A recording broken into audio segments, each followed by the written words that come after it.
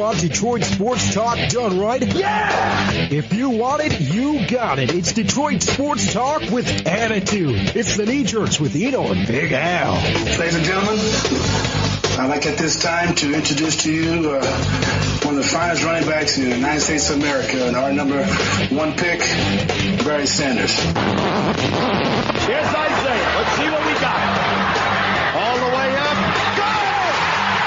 We might not be in your car or on your transistor radio, but we're bringing you the best of Detroit sports past, present, and future. It's time for the Knee Jerks with two guys who know Detroit sports. Here's Greg Eno and Al Beaton. It's April 5th, 2022. It's post-NCAA tournament, but not quite tax day. But that also means it's an open window for the Knee Jerks, Detroit sports talk of Eno and Big Al. I'm the Big Al of the equation, longtime Detroit-based podcaster Al Beaton. Joining me, as always, is the man who knows a lot of things about a lot of things and pretty much knows every media member in Detroit, and that would be Greg Eno. How's tricks, Greg? Everything's fine, Al. Thanks for the introduction. I am Greg Eno from my WordPress Out of Bounds blog. Check me out there. A new column every week, usually Monday or Tuesday. My most recent piece was about the Tigers and the buzz surrounding them. And don't forget the week before that, I believe, was Jeff Blashill, was it not? Yeah. That he was on the hot seat, and so we'll talk about that, of course, I'm sure, later on tonight. We do have a special guest tonight, though. Yes, we do. Matt the Diesel Dery will be joining us.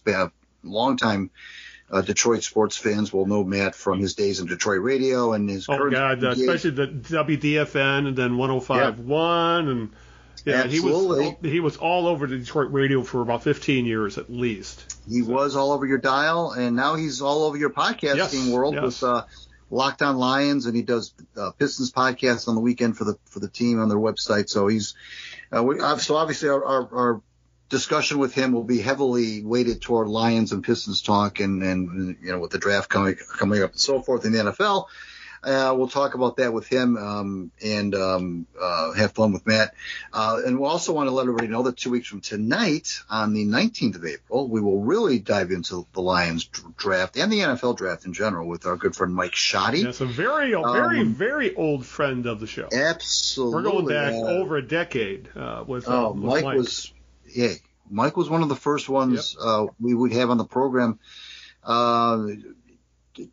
Tons of football talk with him. He's that's what his deal is. He's got tons of followers on Twitter, and he's doing lots of football stuff. And we'll talk about the draft with Mike. He's very knowledgeable about that. I'm looking forward to that. Yep. But tonight, Matt Dery, we have Tigers, of course. We'll talk a little bit of course, the trade that they just made. We'll talk a little bit about Lions going to be featured on Hard Knocks. We'll talk about the NFL draft being in Detroit in a couple of years. Lots to talk about there and other stuff. But before we get to any of that stuff, let's now. You want to do the birthday game or whose birthday is it, Maestro? You want to do that first before? Okay. Yes, that's. I just said it. So go fire away. I think that's the first time you have not said those words that I said them. So. Yeah, well, you said it, so I don't have to say it. We baked you a birthday cake. If you get a tummy ache and you moan and groan and woe, don't forget we told you so. Happy birthday! Happy birthday! This person, I hope I gave enough time to do the edit here. This person now made his name in the world of baseball. I can't believe 13 years doing this. You think I know what order we do these things? Okay.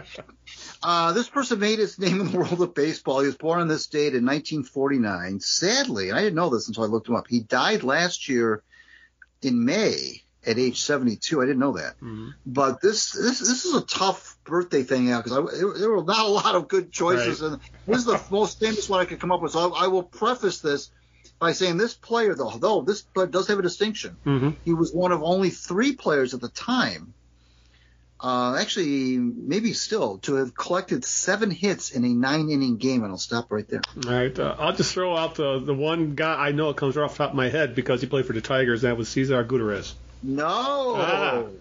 Not Cesar. First of all, Cesar did it in an extra inning game. Yeah, that's right. He did, yeah. This was a 9-inning game. He did it in a 22-0 victory over the Cubs in 1975. So that's hold on that one. Okay. By the way, I forgot to tell you where you were going to win. I got so you got so discombobulated here.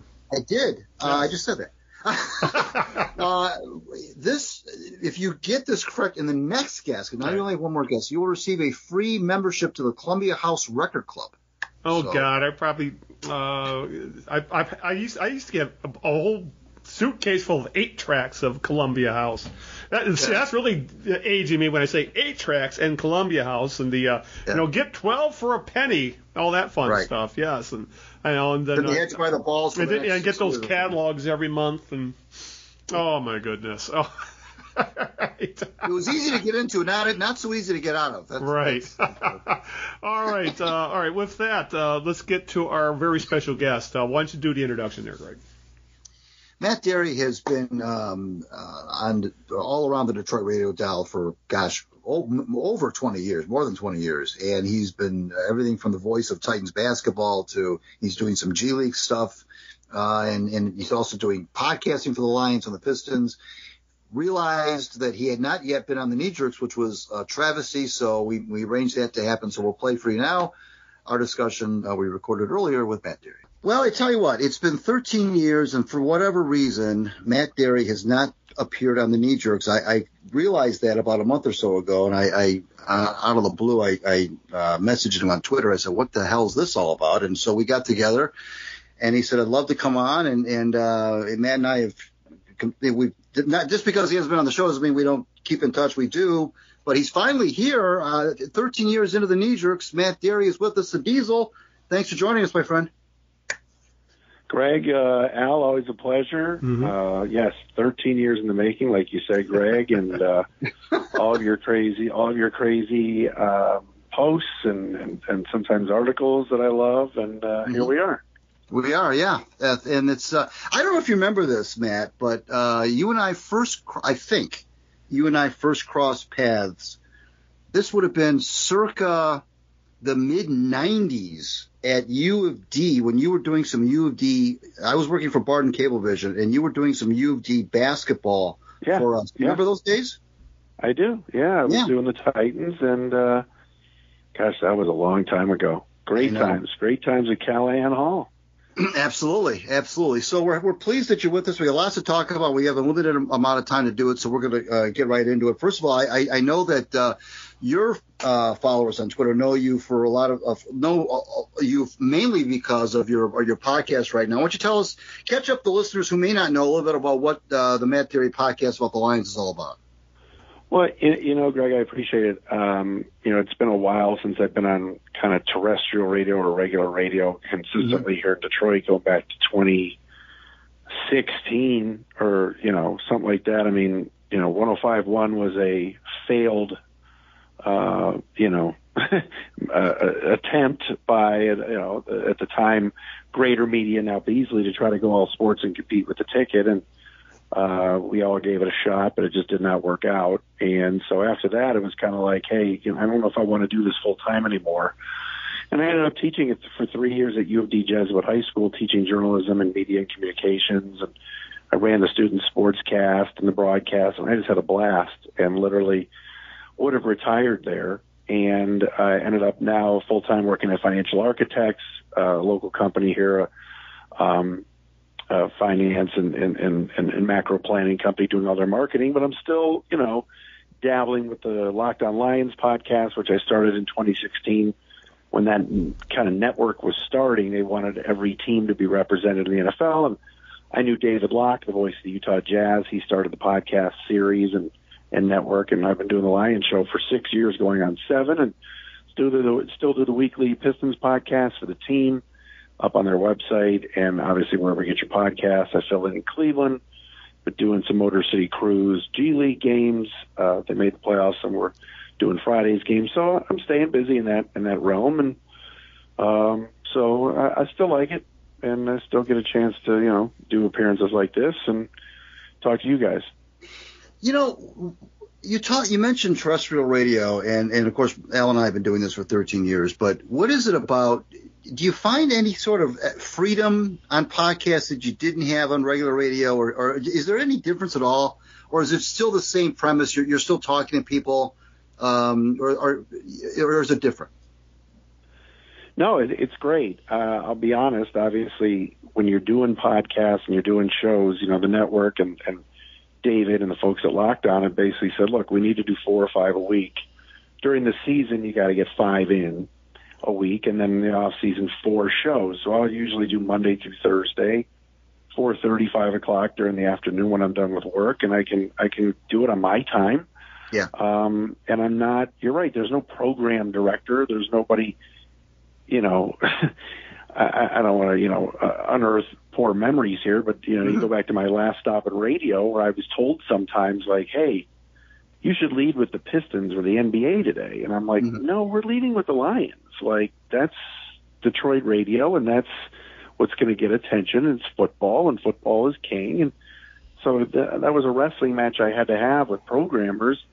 With the Locked On Lions show or the Pistons podcast, if I come up with a guest or something, there's nobody telling me what to do, and I could do it on my own time as long as I get it in. And yeah, I guess I could swear I've dropped an F-bomb or an S-bomb once in a while, but I try not to. But that obviously couldn't go over with on terrestrial radio. But a lot of that has changed. It's a different business than it used to be. We're talking with Matt Dery here on the Knee Jerks. I'm Greg Eno from my WordPress Out of Bounds blog, and Big Al Beaton is here. We'll bring Big Al in a second. Let's dive into the Lions. We may as well. Al and I have commented. There seems to be this continuing honeymoon, if you will, between the fans and the regime, the Campbell and Holmes regime, Brad Holmes, the GM, and Coach Dan Campbell. It seems to be, Matt, that the fans are giving these guys, despite the 3-13-1 last year, are really buying into what they're doing. And Al and I have been following this stuff for 50 years, and we can't recall a time where the fans were this much behind a coach GM combo. We started in the days of Russ Thomas and move on, and I'm just interested to get your perspective on that, because you're right in there with the fans and you're talking to them all the time and interacting with them and so on, and you're doing the podcast. Do you see the same thing? We're seeing that there seems to be a belief that the Campbell Holmes regime is going to get things done. I don't know if they're going to, but I agree with you and Al about the buzz. You've got a head coach that's popular. He seems like a regular guy that fits the city and the narrative, and he's positive, and he's just a football coach. But the players love him, and so they're all embracing him. I mean, the fact that, look, I don't agree with them bringing back a lot of their own free agents. There's some guys they re-signed, and I'm thinking, what are they doing? But they all wanted to come back and play for Dan Campbell on a 3-win football team that lost 13 games and tied another. So it's like, wait a minute, what's going on here? And then you got Brad Holmes, a younger, different looking, let's be honest here, general manager than we've had in the past. This organization has not had a lot of diversity in the front office for years, and now they do. And so I think some of the fans like that. And then you're talking about a regime beforehand with Quinn Trisha, with Bob and Matt, that were an embarrassment. I mean, they were a complete disaster. So then you're off the heels of Matt Millen for years, and then Millen's lackey, Martin Mayhew. This seems different. Now, again, it could be that this team wins 5 games next year, and then the year after wins 7, and you're going, wait a minute, year 3 and we're 7-10. What's going on? It's same old Lions. But I do think there's some optimism. The coaching staff is popular. The players like playing for those guys. We actually saw some players get better under the tutelage of some of these assistants. So maybe they have something here. But again, I would caution that they're going into year 2.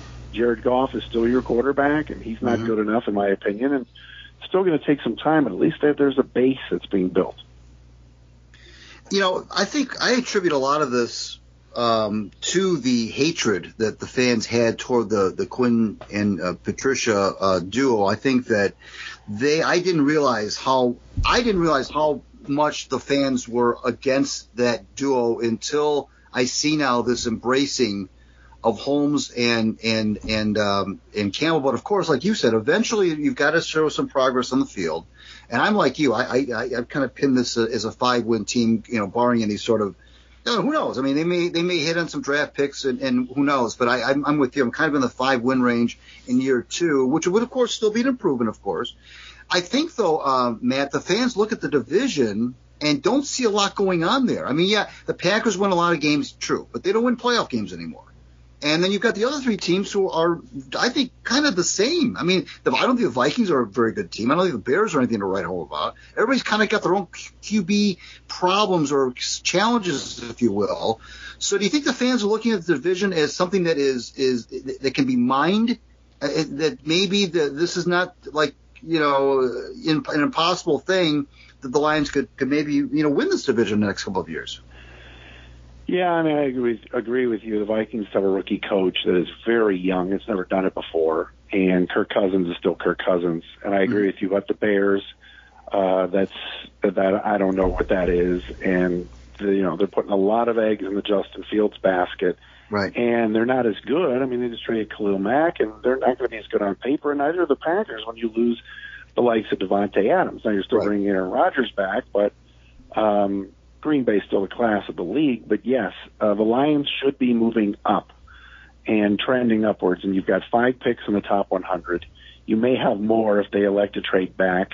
There's some teams that want to move up, and that's if Aiden Hutchinson is gone and he goes to Jacksonville at 1, I don't think it's out of the realm of possibility that Brad Holmes trades down. It's a possibility. So there's some savvy moves being made, and as long as the Rod Woods and some of these people stay out of the way and allow the football people to do their thing, yes, I mean they can get better. And like you said, I mean the fans hated Matt and Bob because Darius Slay left town and ripped the team. Quandre Diggs left town and ripped the team.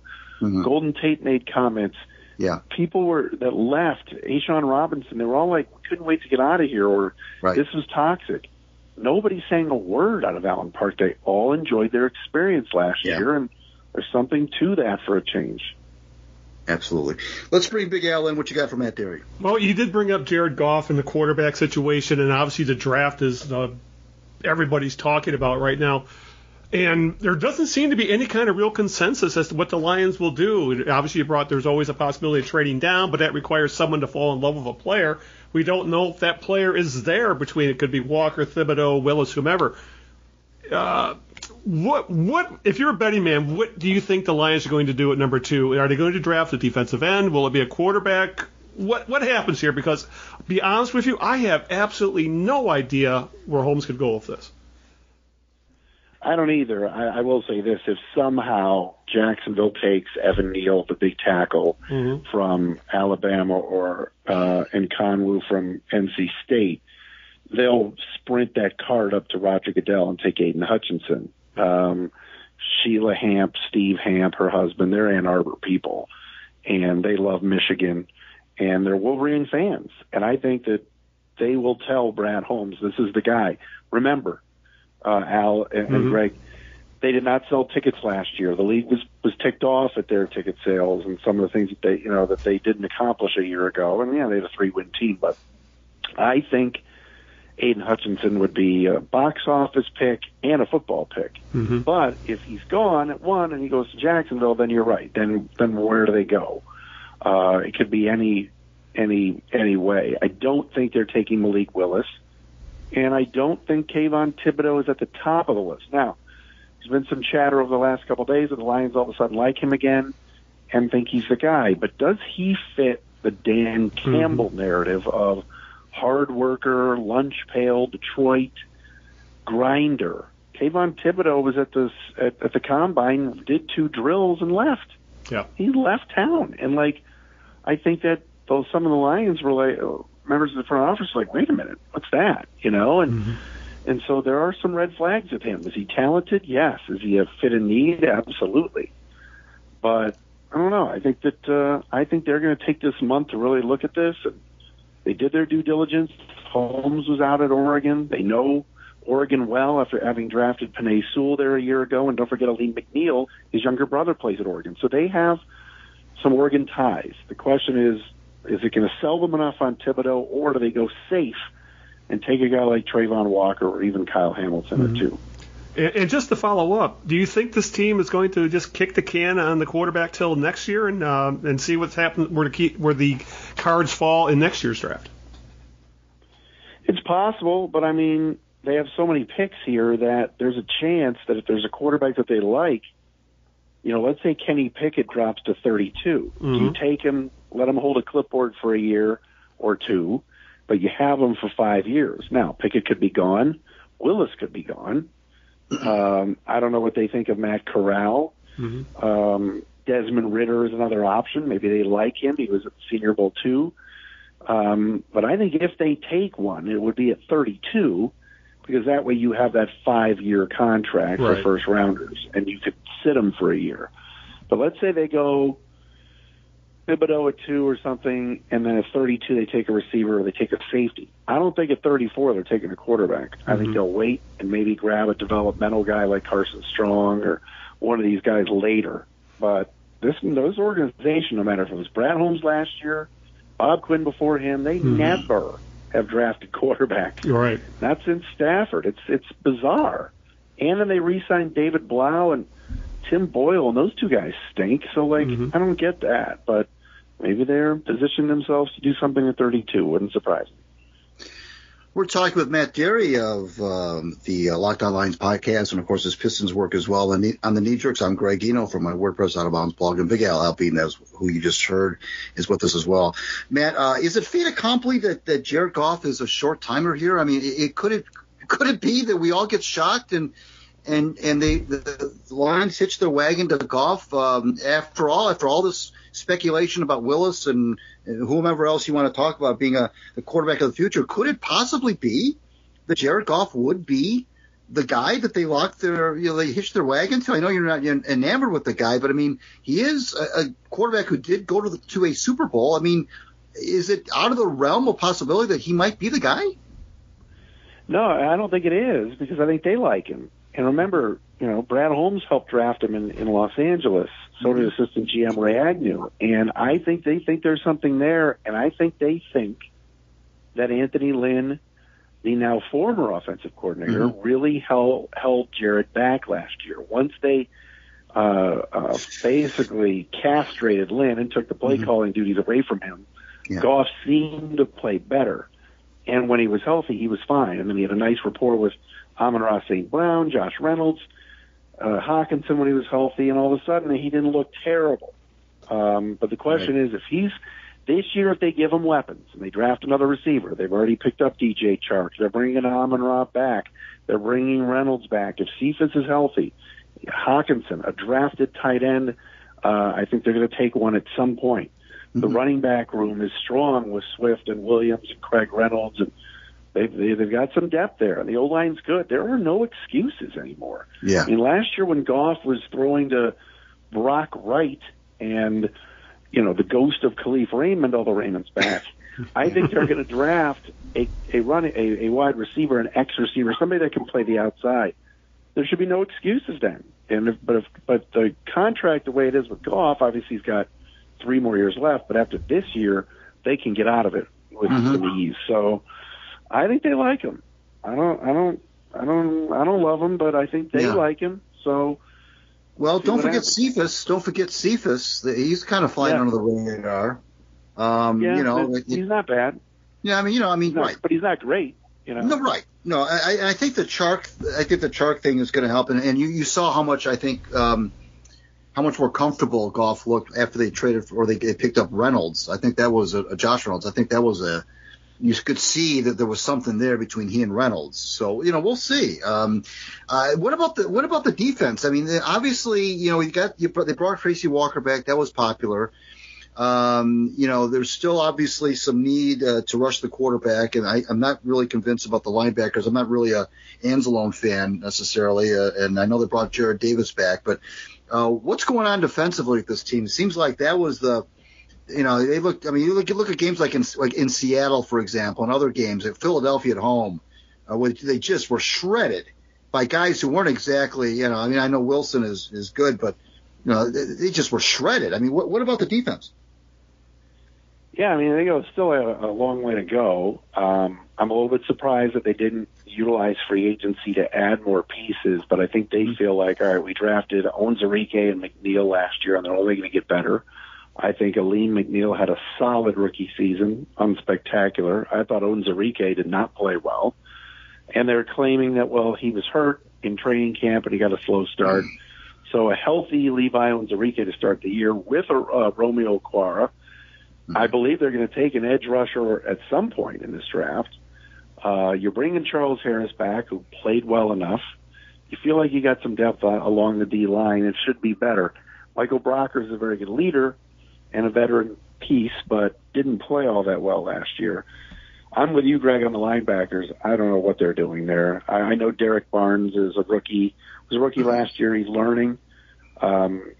He's got work to do, but at least you played him and you found out what you had to an extent. Jarrett Davis is a mystery. I don't know why you would bring any Bob Quinn draft pick back. And Anzalone, again, nice guy and everything, and players seemed to like him, but he didn't perform. So I would hope that a linebacker would be on the docket for this draft. We got some other guys that they're looking at, and some kids, the kid from the Ravens that they brought in. So the secondary, I think the cornerback room is actually not bad. I like Amani Oruwariye a lot, and I think Jerry Jacobs, if healthy, has really stepped up and surprised everybody, and hopefully Okudah pans out. Mike Hughes is a good pickup, so you never have enough corners, but they need a safety badly to go with Tracy Walker and a couple more guys to rush the passer for sure, and Romeo Okwara to be healthy too. Well, you mentioned Davis, and certainly that raised eyebrows when the Lions brought him back, but like you said earlier about some other players, with the Quinn and with Holmes and Campbell, they like him. I mean, Holmes had nothing but good things, and even Campbell had nothing but good things to say about Davis, and kind of hinted that maybe he could have. They didn't really want to see him go to begin with. Davis, from his perspective, said, my heart was always kind of in Detroit. I went to New York, and because if there's any franchise in the NFL, by the way, that's in worse shape than the Lions, it's the Jets. By the way, they've been the AFC version of the Lions for years. They don't do anything right either, so you can't really judge a guy by what he did with the Jets. But you mentioned Board coming from Baltimore. John Harbaugh said the Lions got a good one there. Just kind of, do you think that this whole is this a breath of fresh air, Matt, with the way that these guys, Holmes and Campbell and the staff, Aaron Glenn and you on and on down the line, the staff just gets kudos. Is there just such a breath of fresh air lifted now or exposed after the Quinn and Patricia thing that just is that what's going on here? Is just simply that? Well, I think that's part of it, and I do think that they have some good assistant coaches. I think Aubrey Pleasant is really good with the secondary. I think Aaron Glenn did a nice job with a pretty bad on paper defense to keep them in games. I mean, that Pittsburgh game in overtime, the tie, the next week in Cleveland, I know Baker Mayfield was banged up, but they were physical and they were in the game, and the defense got better. Like we said, Oruwariye, Walker, Jacobs, Julian Okwara to an extent. There were some guys that took steps forward, and in the past, under Matt Patricia, we never saw that. So that's good. The Jarrett Davis thing, it just makes no sense to me. He might be the greatest guy in the world, a former captain, awesome in the locker room, but he can't play. You got to be able to play. You got to be able to find the hole where the running back's going through and stuff it, covering a tight end out of the slot. And Davis didn't do that. And so that's still a concern to me, is that linebacking core. And like you said, hopefully one of these guys steps up, whether it's Board or Josh Woods or somebody. But I don't think they wanted to break the bank in free agency. I think they feel like years 1 and 2, they want to develop from within, draft well, and then spend some money. So that's the route they're going. But you're right about the breath of fresh air. It's real. From what I've talked to some people down there, and they said, hey, the positivity is there. Now it's just a matter of quarterback play. Can they score enough points, and can they stop people? And the special teams took a step forward last year too, and that was good. So baby steps, I guess, right now. We're talking with Matt Dery from Locked On Lions podcast, and you can follow him on Twitter at Dery Speaks, by the way, if you want to follow him on Twitter. I'm Greg Gino from WordPress Out of Bounds blog, and Big Al helping us here on the Knee-Jerks. We're going to shift gears and we'll talk about the Pistons and another franchise that you're close to. And this is a team now, and I wrote a column a few weeks ago about this. Despite the record, now the record, by the way, they're 11-11 in the last 22 games, which may not be great by some people's standpoint, but considering they were 12-45, this is a team. You look at the Red Wings and how they're just going down the tubes down the stretch and just completely. It looks like they quit on Jeff Blashill. But you look at the Pistons now and how hard these guys play. I think I saw a stat. They're like 18-2-1 against the spread in their last 21 games. These guys play so hard. They're having a lot of fun. Dwayne Casey, I think, is having a lot of fun. He eats this stuff up. He loves this kind of stuff. What do you make of this? I mean, is this the trio of Sadiq Bey, Isaiah, Beef Stew? Well, actually, we have to force them. You got to throw Bagley in there. And Cade has got this Pistons fan base really revved up. What do you think? Well, the key, you just said it, is Cade Cunningham. I mean, when you get the number one pick, you can't screw that up. And they didn't. They got probably the best player out there.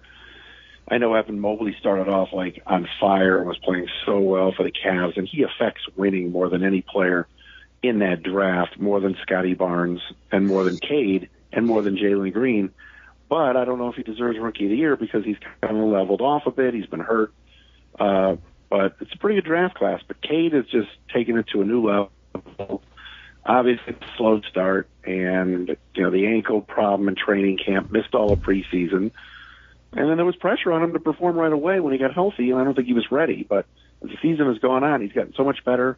He's made Sadiq Bey better. He's made Killian Hayes better. And now you'll have another lottery pick this offseason. Right. Like you said, they're having some fun. Guys have gotten better. Year two of what they call the restore, the restoration. I don't like using the word rebuild, but there is some optimism there. And now it's like, all right, who's the pick? Who are they going to take to go with Cade? Is it a big guy? Look, if the Pistons won the lottery again, which I don't know if that's they're going to do it again. I mean, they can, but to win it 2 years in a row, I mean, Jabari Smith from Auburn would be the guy from what I'm hearing. 6'11", does it all. But if they don't, do they go small guard? Is it Jaden Ivey from Purdue or Keegan Murray or somebody like that you put with Cade, or is it a wing, or is it somebody a little bit more athletic up front? But this is a pretty good draft. So, if you got a Ben Carroll from Duke to go with Cade, that would really get some fans excited. But again, they don't know how to win yet. They're losing a lot of close games, but they're, like you said, great competitive finish out the year.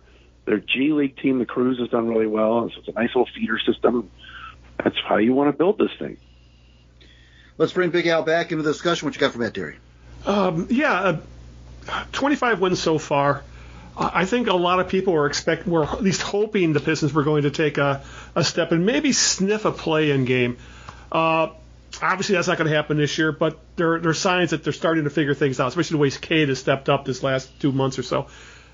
Is it going to be? Should this team be in a position next year to be at least in the hunt to make the play-in game? Because I think that would be the next step you would hope for this franchise.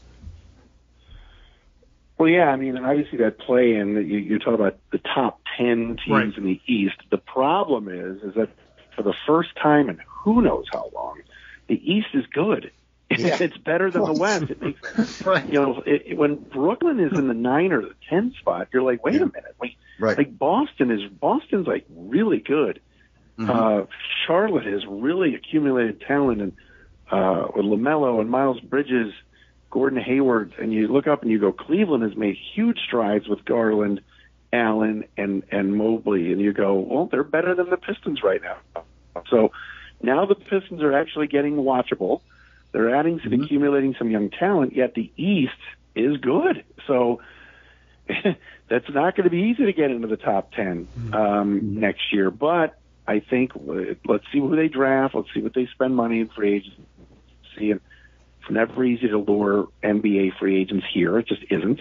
Right. These free agents are going to Phoenix or LA, and in warm weather. But, yeah, I mean, to compete for the 10 spot, I don't think is out of the realm of possibility next year. I think people this year that were talking playoffs, I think was a little jumping the gun, especially with Cade missing the preseason and training camp. But, you know, Killian Hayes is 20. Cade is 20.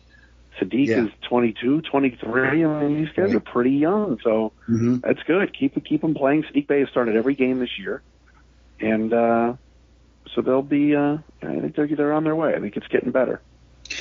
You know, I don't think people talk enough about Cade's defense. You know, this is a guy I think he can guard big guys in the low post. Now, he doesn't get a lot of whistles. Granted, he gets called for a lot of fouls. He doesn't go to the line a lot, and I think hopefully that will change the longer that he's in the league. But back to Bey real quick, Matt. I mean, you know, in the first 20 to 25 games of the season, he looked like he was possibly trending toward last season being an aberration. But since then, he has really turned it up. And I mean, you know, obviously the 51 points in Orlando, but I mean, it's just been consistent. I mean, he's just been scoring, you know, points by the bucket full. He only played a half, I guess, the other night, and he scored 1 million points in the first half. This is a guy that is, you know, I think he's for real. I was afraid that maybe this was one of those guys that just kind of you get your hopes up, and then he kind of maybe he's not as good as we thought. This guy can play. He can. He's a really hard worker. He's a great kid, and he comes from a great program at Villanova where they just churn out pros, and he's shooting the three, like you said, in unbelievable fashion to the point where that's the game now. So you've got to have that 3-and-D guy on the wing that is defending other teams' wings and is knocking down shots. You know, James Edwards from The Athletic the other day wrote a piece about how is Sadiq Bey already the best three-point shooter in Pistons history. And you go, wait a minute, what? Like, how do you mention him in the same breath as Chauncey Billups or anybody like that? But then you really look at the numbers and you go from a percentage standpoint, from a three-point shots per game standpoint, it's record-breaking for this organization. So that's great. And, I mean, it's what you want. He wants to be here. He was here for a good portion of the summer. He helped play on that Olympic select team, so he was playing with some of the best guys. He got great experience. And he just loves basketball. I think in the summer, especially in the summer league, he was working on his dribble drive game, and I think he went away from shooting threes, and I think that's totally screwed him up. So come October and November, the regular season, he was like in between. He kind of went back to reverted from last year in terms of, all right, I'm going to kind of stand behind the three-point line and have Cade drive and kick it to me, and it's working. So, and you got him under a rookie contract, so it's not real expensive. And he's well-liked by his teammates. It's a nice story, a very nice story. And the late addition after the All-Star break of Marvin Bagley Jr. Has, or the third, not the junior third, Marvin Bagley the third, has, I think, also invigorated the fan base. What say you about him? I mean, obviously the Pistons, he's going to be a restricted free agent. The Pistons are going to have first dibs on him. Is he a piece to the puzzle? I mean, he's a former, top 3 pick. Is he a piece of the puzzle that just got screwed up in Sacramento, or are you taking more of a cautious approach to him? No, I think they like him. I think he's a piece. You play at Duke and then you get shipped off to Sacramento. That's purgatory out there. It really is. I mean, they haven't made the playoffs in 16 years. Wow. And they're a mess. And his dad got involved with the coach last year. There were a lot of things that did not go well for him. He comes here and he, like you said, breath of fresh air a little bit, playing for Dwayne Casey. He's athletic. They don't have anybody athletic like him with his size. Right. And so I think that he'll stay. And, why not? He's shown that he could score and rebound a little bit and kind of fits in with what they do. But he was a beast at Duke and really good college player, deserving of a top 10 pick. But it didn't work in Sacramento. It seems to be working here. And if he wants to be here, he'll get his money. And I think that'll you've got to have some guys to surround Cade with. It can't all be the same and just shooters. I love when people say we got to surround Cade with shooters. Still have to have some guys along the offensive glass and the baseline that can rise a little bit and dunk and alter shots, protects the rim pretty well. So I like him, and I think Troy Weaver likes him too.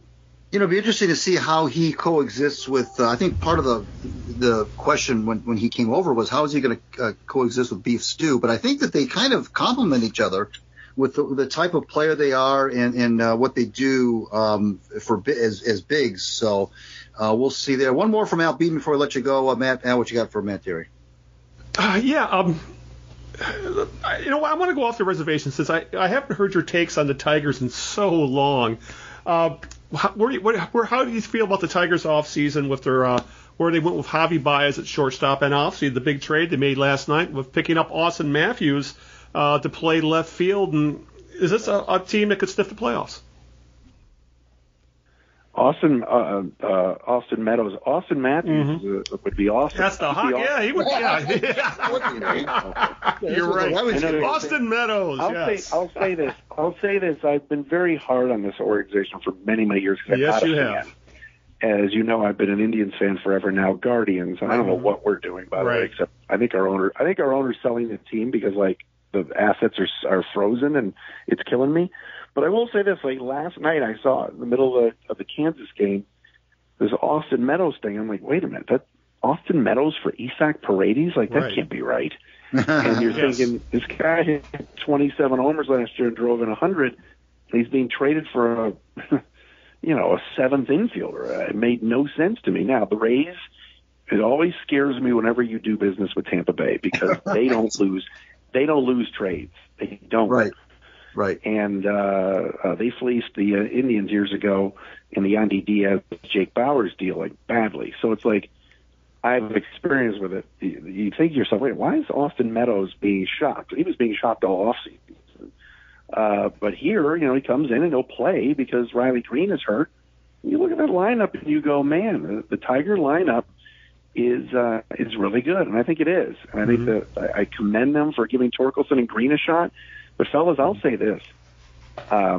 Early in the season, if, let's say, Eduardo Rodriguez can only go 5 innings, Casey Mize can only go 5 innings because these pitchers are not stretched out. That bullpen, with that bullpen, not naming Gregory Soto, I like him, but the rest of that bullpen does nothing for me. And those you're going to need to get outs in the 6th, 7th, and 8th before you get to Soto. So while I think that there's some local media and the beat writers just genuflect at this organization, it's disgusting. But I think that they are going to be better. But I think last year they won more games than anybody thought, and now all of a sudden people this year are going, 85 wins, 86 wins. I don't know about that. You still have to pitch, and this whole Mize, Skubal, Manning thing. They're going to be great. I think Mize is. I don't know about the other two. I like Rodriguez. Pineda, whatever, but I worry about the pen. I do, and I saw Cisnero today's hurt, so I worry about the bullpen with Funkhauser and Cisnero hurt, but I think they're going to score a lot of runs. I like the Meadows pickup.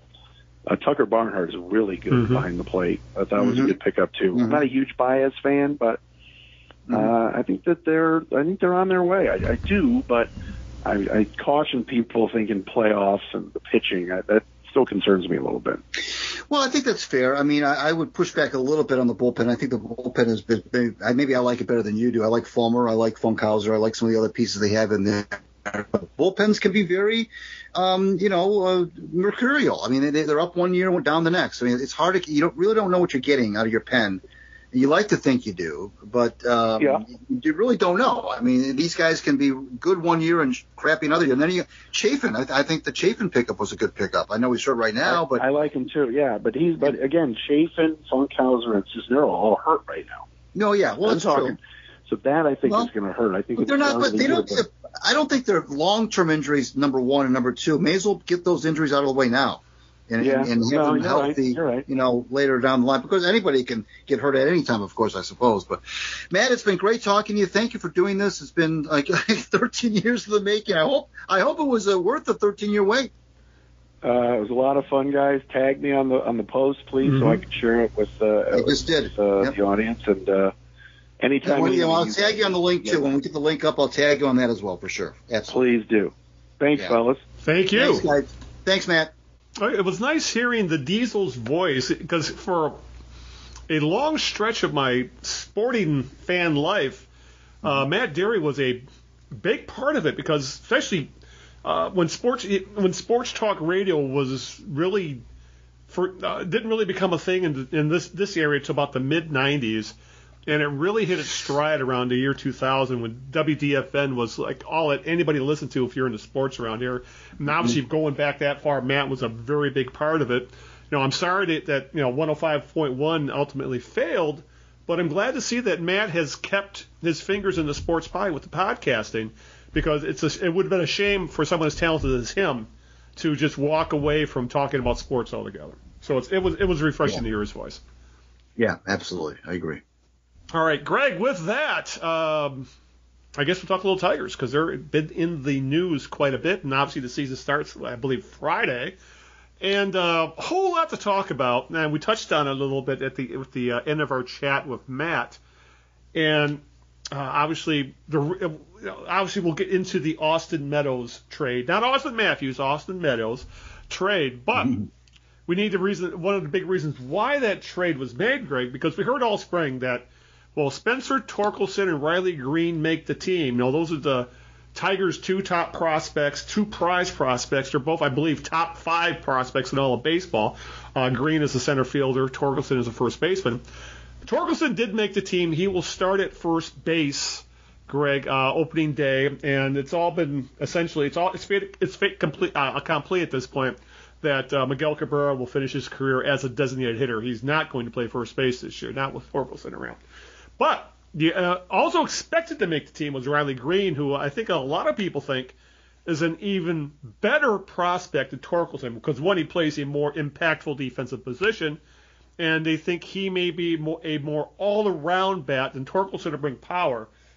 But Greene seems to be one of those 5-tool guys who you can build a team around. He's got superstar hopefully written all over him. But a few days ago, he fouled a ball off his foot. Actually, in that same at-bat, then he legged out a triple, but then he left the game, had x-rays, and it turned out he has a fractured right foot, and is going to miss 6 to 8 weeks. So that left a major hole in the outfield. We weren't sure if it was going to be Victor Reyes was going to step in center field, or if they were going to use one of the minor league guys, say a Daz Cameron. Derek Hill is obviously hurt again, but or could they move Akil Baddoo to center, even though he's not really a good center fielder? But the surprise, the Tigers now have Austin Meadows on the team, as he's likely going to be their everyday right fielder or play the majority of the time in left field, depending on how they decide to platoon things, because he has pretty severe splits. So I guess we'll start with Austin Meadows. Now we kind of got the groundwork laid as to why Austin Meadows is a Tiger. Were you surprised that the Tigers actually did this? Because this is one of those trades where when I got the notification on my phone, I was like, wow, I did not see that coming. Because I think, like everybody else, I was in the utter belief that the Tigers were just going to roll with the guys they have in the system right now, and that we'd see an awful lot of Victor Reyes over the next 2 months. So, obviously, I was actually kind of flabbergasted in a good way that the Tigers are making moves where they're trading prospects to get established big league players. And Austin Meadows is still young, under team control for 3 more seasons, if you include this year, 3 years. And he's a former All-Star. I was absolutely shocked that the Tigers did this, Greg. It's difficult to really draw a line in the sand and say this is when the rebuild is over with and this is when we are now post-rebuild. Okay, right. It's hard to really ever say that when it initially kind of crystallizes that you are coming out of a rebuild. But moves like this, it's kind of when you're flipping the script now and you are now the one trading the prospects for the established big league players, which for so long it's been the other way around with the Tigers. Mm-hmm. You can then kind of say, the rebuild is taking a turn now. I mean, the emergence from the rebuild is kind of made official when you make trades like this, when you now are using some bargaining chips who are these younger prospects who have very little to no big league experience, going over and you bring back now a guy who last year had 27 home runs and had 106 RBIs. Now, maybe he's not a great on-base guy. That's true. But he is a left-handed bat, which the Tigers desperately need as well. Right. Pure left-handed bat. I'm like power bat specifically. Right. They need power. Right. And I also didn't see this coming for sure.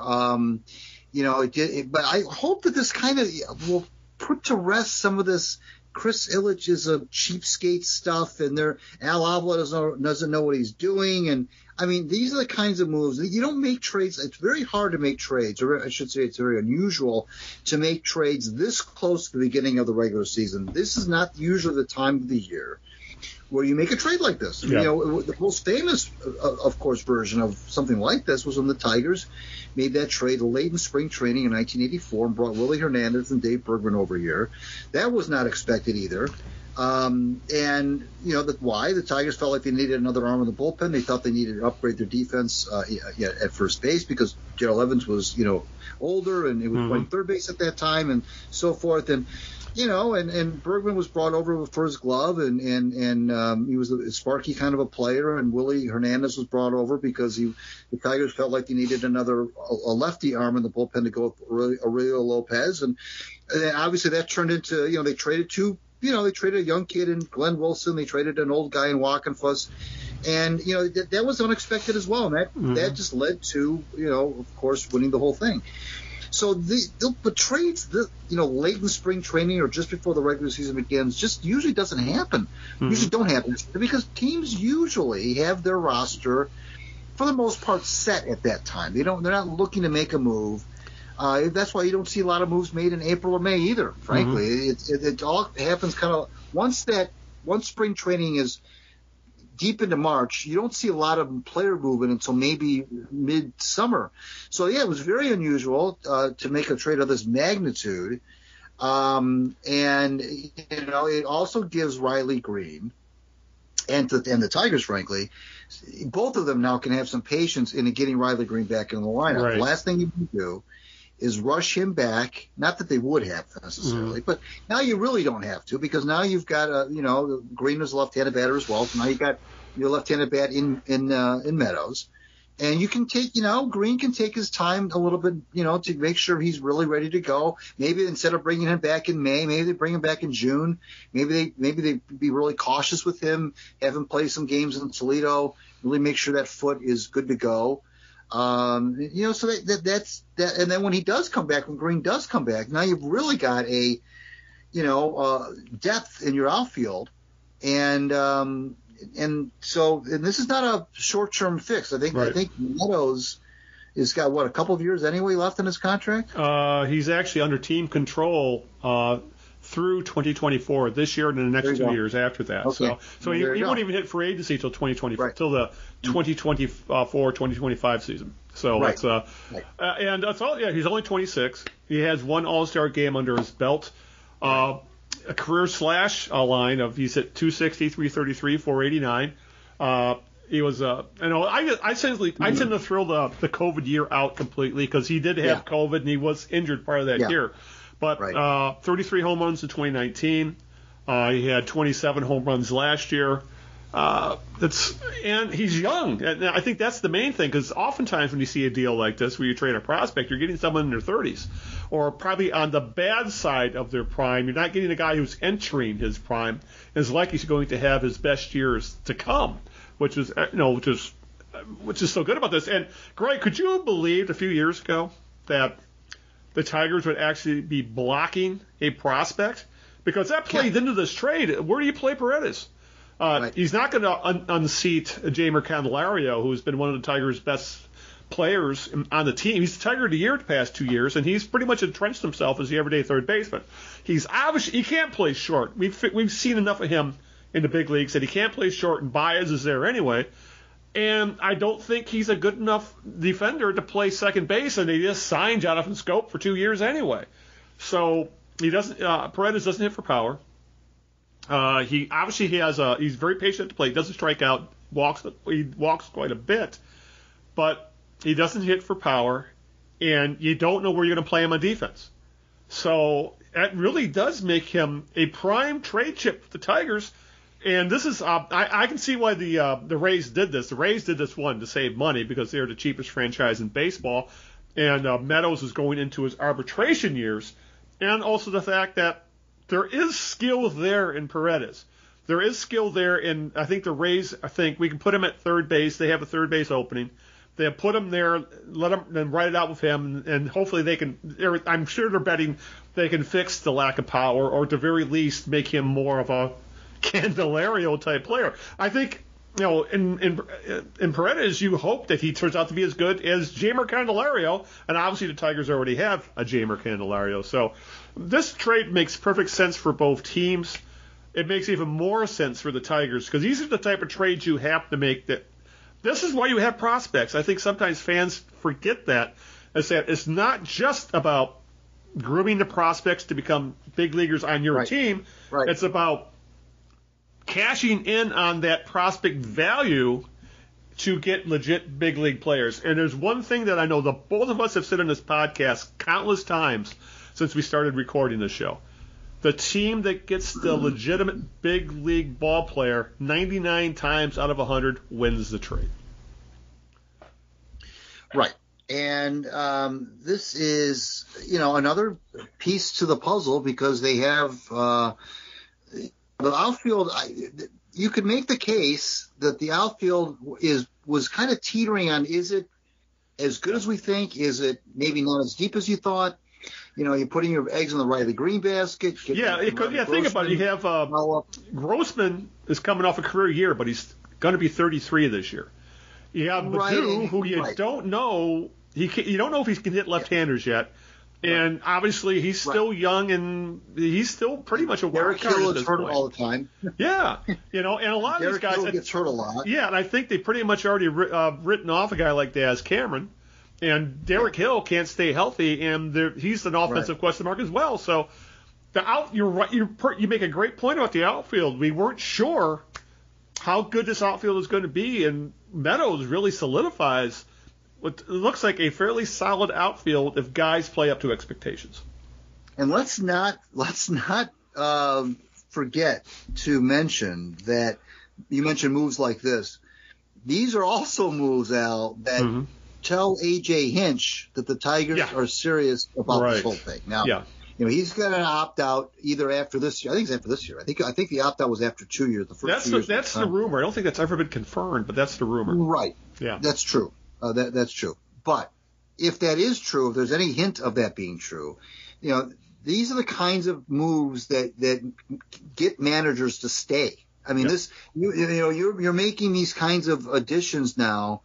And you're not only just the guys they signed over the winter in the free agency, which was, of course, very helpful, and the trade to get Barnhart behind the plate. But when you make moves like this, like you mentioned, gosh, I didn't see that coming. I'm not sure that A.J. Hinch saw it. Right. but these are the kind of things that they get together and say, and Al Avila said, well, I broached it with Chris Ilitch, and Chris Ilitch said, if you guys think, meaning you and AJ, think you want this guy, go get him. And that's not an owner that's not a cheapskate owner. Now I know that Meadows isn't being paid a bajillion dollars either to play, but they could have stood pat and said, we'll just ride it out here. It's a long season. We'll get Greene back by the middle of May. We'll be okay. They didn't do that. So I would hope the fans would look at this as an indication that those days of yore with the, let's strip this thing bare and strip it to the studs, those days are long gone. Now it's about let's bring big league players in that can help us by hook or by crook. And don't be surprised if they're buyers at the trade deadline. I know we just heard Matt Dery tell us that he's not as excited about this team as maybe some other people are. Right. He doesn't love the bullpen, and he's cautious about the starting pitching. Arms. Right. But I still think this could be a team that would be in buyer mode come the trade deadline. If they're around the 500 mark, definitely, because if you're at the 500 mark going into September, you're essentially in the wild card race. So that makes perfect sense that they would be interested in making a trade. And I see one thing people bring up, Greg, is, well, what happens when Greene comes back? Well, great. Just remember some of the best teams in Tigers history, Greg. They had 4 good outfielders. Right. Go back to '68. It was Kaline, Northrup, Stanley and Horton. It's 84. Yeah. It was Herndon, Lemon, Gibson, and then you also had Rupert Jones and Johnny Grubb, for example. Right. So you need especially with the DH and the fact that I think less is going to be more with Miguel Cabrera. I don't want to see him get 150 games in as a DH. 100, 120, 110, maybe something like that. And then that allows you to rotate guys like, rotate Meadows into the DH position or Grossman as well or something like that. And then there's plenty of playing time for 4 big league outfielders, especially with the DH, even with Cabrera as your everyday DH. This is a problem. A.J. Hinch is probably going, yes, this is what I love to solve because this is like giving me extra puzzle pieces to play with. Of course. Absolutely. Yeah. Absolutely. No, it seems to be I know Matt Dery also cautioned us in his segment about don't trade with the Rays because they're crazy like a fox. And you look at the Rays, and you mentioned the fact that they're cheap, but all they do is go out there and win 90 to 100 games every year.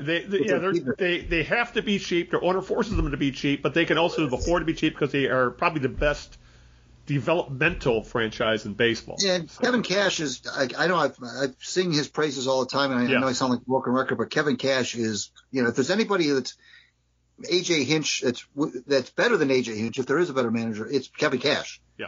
That guy is – he never gets any sort of – I don't know why they don't talk about it. Remember Joe Madden got more credit than Kevin Cash did, and I think Kevin Cash has done a better job.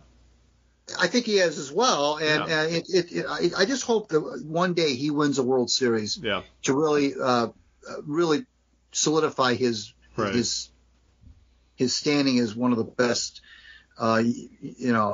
certainly in that franchise's history. And, exactly. And he's one of the best around. I mean, and you mentioned the developmental thing too. That's good though, Al. It's good for baseball to have franchises like Tampa, who don't spend a lot of money, have success. Yeah. Because it shows, and of course that also the owners can look at that and say, well, see, you don't have to spend a lot of money but you really don't. I mean, it goes to show you that you don't have to, but you have to continue to churn, and you have to know when it's the old Branch Rickey thing. Trade a guy 1 year too early rather than 1 year too late, and that's kind of what they do. That's what the reason I think with Meadows. Exactly. Yeah. Now watch Paredes go over there now and become an all-star in 2 years. I mean, that would surprise me. And if that happens, great. That probably means this could be a win for both teams. So and think about it. What do you do with Paredes right now? He's not going to be in the big league team. He needs at-bats. He would have probably, if there wasn't an injury, he would have spent most of that year in Toledo, wasting away. And he's proven he can hit at AAA level. He needs major league at-bats. He was not going to get them in Detroit. But while we're on this topic, and Matt kind of alluded to this too, is that expectations are kind of all over the place for the Tigers, Greg. Because I do lean on Matt's what he said about the pitching somewhat, because I've said it time and time again, rebuilds aren't linear.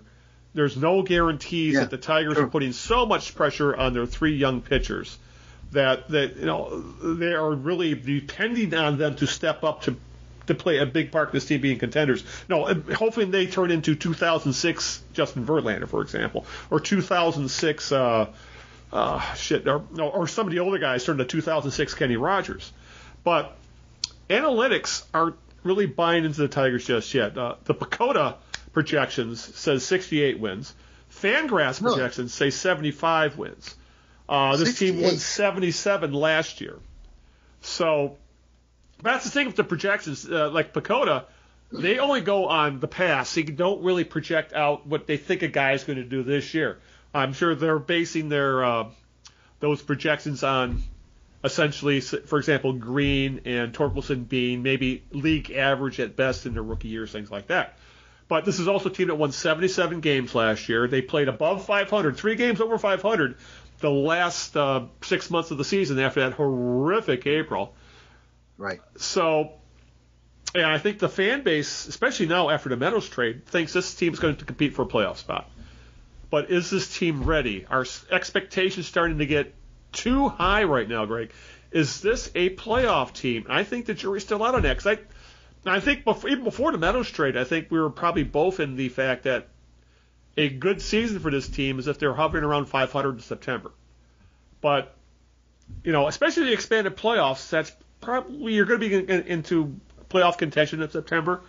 But I'm still not completely bought in on the starting rotation, specifically the three young kids. And Reily Greene, as good as he's likely going to be, he's still going to be a rookie. Same with Torkelson.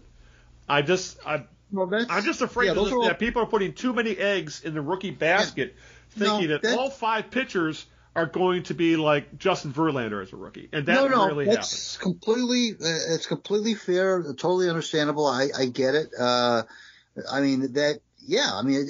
But you know what? It's not the Tigers' fault that they happen to have three young starting pitchers come down the pike at the same time that were big league ready. Skubal, who looked electric in his last he's been start. lights out in spring training. Mize not so much, but I saw enough of Mize last year to know that I think this kid he can pitch. Skubal I like. Manning, I'm not as sure about Manning as I am the other two. Right. But that's why it was so important to add a top of the rotation veteran in Rodriguez and a bottom of the rotation veteran in Pineda. Yeah. Yes, those three kids are going to get a lot of the ink, if you will, to use an old term, but you still have Rodriguez, who's going to, we hope, start 30, 32 games. You hope that Pineda can solidify, turn the rotation over, and so maybe take some of the pressure off these guys, the young kids. But sooner or later, Al, sooner or later you got to let them go. Sooner or later you just got to say, okay, off you go. And with young Federer, their pitching coach, I'm very, very confident that he can nip things in the bud when it comes to getting those three youngsters rolling. But everything you just said is you mentioned Torkelson and Greene, and everything you just said is completely fair. And that's what happens when you're at this stage of the rebuild. Right. You have the folks that are going to look at the glasses half full, and people who are going to look at it as maybe a little bit half empty, and that's fine. That's completely okay because that's where they are right now. They're not a consensus 90-win team. They're not, nor are they a consensus 70-win team. Right. So it makes sense that you'll have people like who have the same beliefs that you do, and that Matt Dery does. That hold off a little bit, but then you also can understand the excitement that other people have about this team because of the way they played the last 129 games last year, and the moves they made to address the holes in the roster in the off season. And the fact that the fans around here have just been, bursting for any team that can just do anything. Right. So you can all that plays into why they would look at this team as being maybe more of the glasses half full viewpoint. But everything you just said, it makes total sense. It's a long season. These things never work out the way you think. Hardly ever. That's why it's so hard to pick. Baseball, I always laugh at these preseason. Who's going to win the division? Who's going to make the wild card? Who's going to win the pennant? And they almost never get them right because it's so hard to pick. And I think this year's going to be no exception. Well, let me ask you right now, how many wins is this team going to have? Well, who asked me that? Somebody asked me that, and I said 82 to 84. Yeah. And so that's just kind of where I feel like they're at. Yeah, I could see this team anywhere in the 80s. I could honestly believe this team ending up. They could be a game under 500. They could be 9 or 10 over. I could see either going either way. I'm with you there. But I think 500. If this is a 500 team, I think this is a very successful season. But I think they're set up. But the thing is, beyond just what are they going to do this year, I think they're set up to be good for a while. Right. I think that's a very important point. Badu and Baez and Scope and Candelario and the two kids, the two young bats, and those three starters and Barnhart behind the plate. I think they're set up to not just, maybe, hey, surprise, here are the Tigers, 82 wins, but down the line, I know you say things are linear, but, if you have the talent and they grow together, it can be linear. You can go 77, 82, 90. I mean, you can do that if you've got the talent. And a lot of these guys are young. We forget about how young Badu is, for example. He's like 22 or 23. I mean, there's still a lot of youth. Yeah, what he did last year was freakish. That doesn't happen. That's why I wrote way back in January that I think he's one of the most fascinating stories. Yeah. Even despite all the talk about Greene and Torkelson and now Meadows, and I'm still watching Badu closely. I'm fascinated by this kid. Because of the way he just completely, took just shot out of a cannon. I really want to see what he does against lefties, of course, but just in general. I mean, this is a fascinating. Well, he's had a good spring, so he's off to a good start so far. Yeah, you just don't know. I know that looks like he's going to be slotted in to be the leadoff guy. Yeah, okay. I guess that's okay. I mean, I don't know who else you'd put in there as leadoff. It'd be Henrik Grossman, but I think Grossman's better fit as the number 2 guy. So but it's fascinating to see, because I think Badu is the wild card. He really, if he can even be average against left-handed hitting, he's an impact player. I mean, he was like a 2-WAR player without even being able to hit lefties last year. So that's just how impactful he was. So. But those are the kind of things you do need for a team to make, to grow into playoff contention.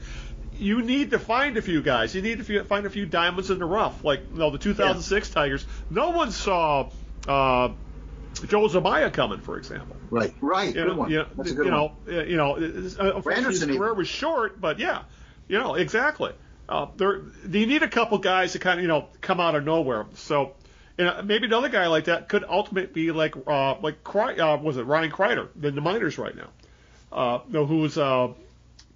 Who I have a feeling may end up being the heir apparent at second base with Scope, because Scope's in his 30s at this point. So there's a lot of interesting stuff going on at the Tigers right now. I think to kind of wrap this discussion up, the Tigers are a fascinating team right now.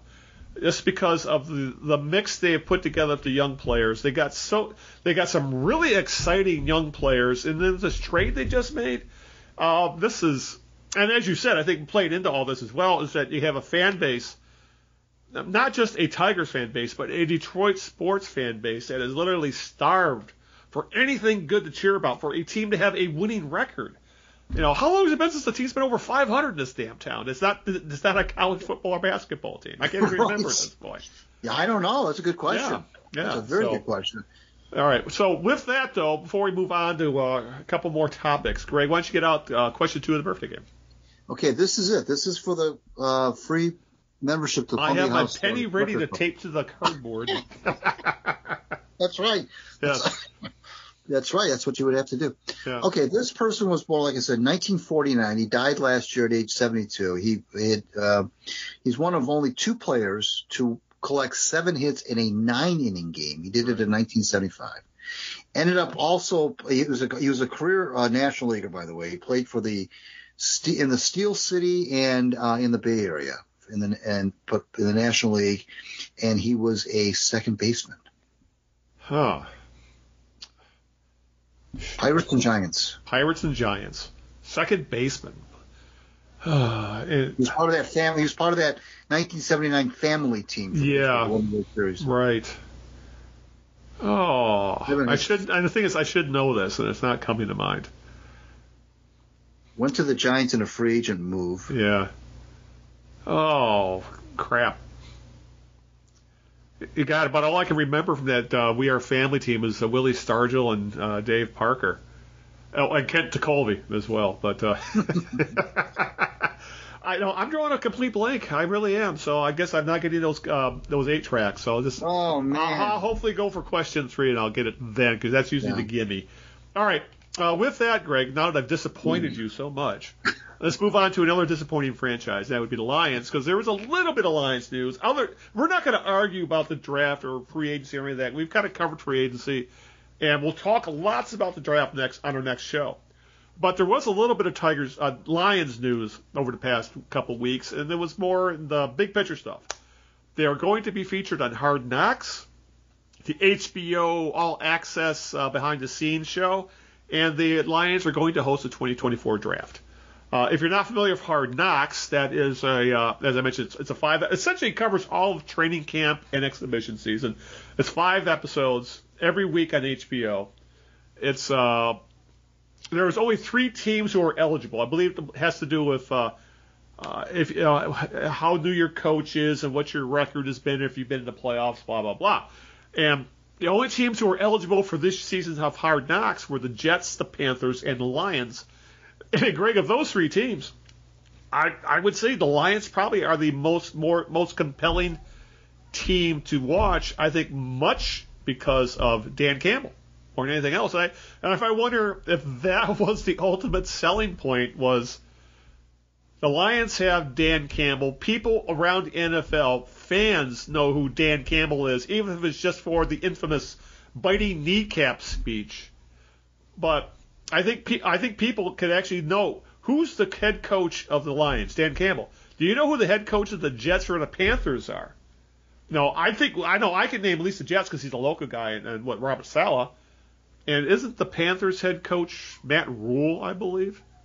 But those guys don't have nearly the personality that I think the Lions coaching staff has, and I think that was really the big selling point. Well, yeah, I mean, Campbell's probably the perfect kind of a coach for a show like that. I mean, he's a TV producer's dream. He's going to give. He's a caricature of a football coach in a lot of ways. Yeah, I mean, at least personality-wise. Right. That's the kind of a coach that program's franchise loves. So that doesn't surprise me at all. You could be remember Rex Ryan and the let's get some sandwiches and all that kind of stuff. Yeah. I mean, but we talked with Matt Dery about there does seem to be something about this guy that the players like. Yeah. I mean, they just seem to, all that. I mentioned in the interview with Matt, there was like a breath of fresh air when they opened the window and all that Matt Patricia Bob Quinn stuff got let out. Yeah. And I think that's what, not just for the fans who are embracing this new regime, but the players. The players really seem to really like this guy and love it, and not just him, but his assistants. And there's no bitching. I haven't seen anything remotely. Mm-hmm. I mean, nothing about any sort of, malfeasance on anybody's part from the coaching staff. Nobody's been, disrespected like Matt Patricia would do. Nobody's, being called name. I mean, the whole thing is just so.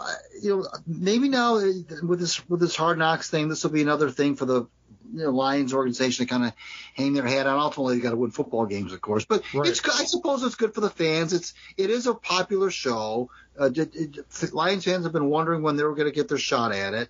But there's a very narrow definition of who gets to be on this program, and the Lions happen to meet all those, check all those boxes. It's almost kind of by default that they got selected. But good for them, I guess. But ultimately, we'll see what happens with the season, but it's not a bad thing. Yeah, this will get me to subscribe to. I don't have HBO Max right now. This will probably get me to subscribe, even if for those couple of months where we'll have Hard Knocks. But it's and I think it really comes down to, I think the entire coaching staff really comes off as very personable, very open with at least what they want to be let out. And as you said, it's a complete 180 from the Quinn Tricia era, which is really a breath of fresh air. That the Lions actually have a likable coaching staff for the first time in a very long time. I just hope they're able to coach up wins, but we'll talk about that. And also we'll touch on the draft. The Lions were chosen over bids from Green Bay and Washington. That will be obviously in 2024. Campus Martius, I guess, will be the epicenter of all the draft hullabaloo, I guess you want to call it. I guess Hart Plaza, the Fox Theater will be involved. I'm sure obviously Ford Field as well. There will be concerts at Ford Field and Little Caesars Arena. and they'll have fireworks out in the Detroit River. And Greg, I guess there's one thing we can all agree on is that for all the people who tend to shit on Detroit, they don't know how nice downtown really can be, and they don't realize that Detroit knows how to throw a party. They really do. So I have a feeling the 2024 draft will be a hit. Obviously, because the NFL always wants to put their best foot forward, they will make sure it looks good. But I have the utmost confidence in the Lions and the city of Detroit to put on a hell of a show. I'm sure they will. Well, I'm sure they will. I don't know. When did the NFL start to rotate the draft? Because it was always in New York, of course. Yeah, I know, yeah.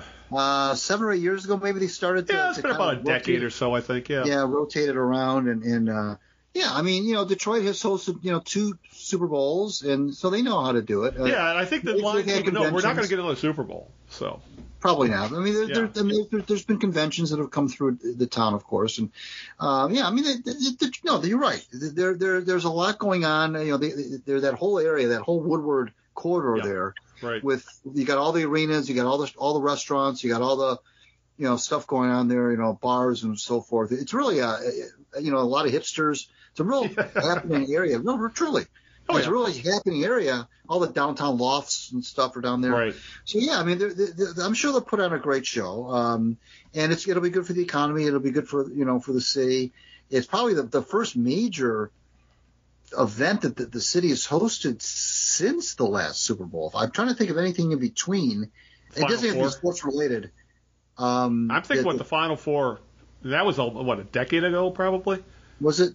I guess the Final Four when the state made it, I believe. Yeah, okay. Yeah, they were supposed to have the Frozen Four a couple years ago, but that got canceled due to COVID. So, I think this is probably the first major sporting event since the Final Four, and that was a good decade ago, at least a decade ago.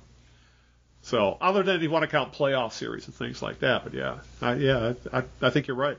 But it'll be. I don't think it's going to be at the level of, say, a Vegas or Nashville or something like that, because those are party cities. But Detroit. No, I think Detroit will put on a really good face, and obviously the fan base will show out. The Lions fans will they'll go nuts for that. 'Cause that's, as the old joke. No, the draft is the Lions fan Super Bowl. So, all right. With that, I guess before we kind of start hitting the home stretch, I guess you got to give me the gimme question of the birthday game. I'm trying to figure out what the gimme could be here. He was Panamanian. He, like I say, played for the Pirates and the Giants. I know what you're talking about, I think, especially now that you mentioned Panamanian, but I can't.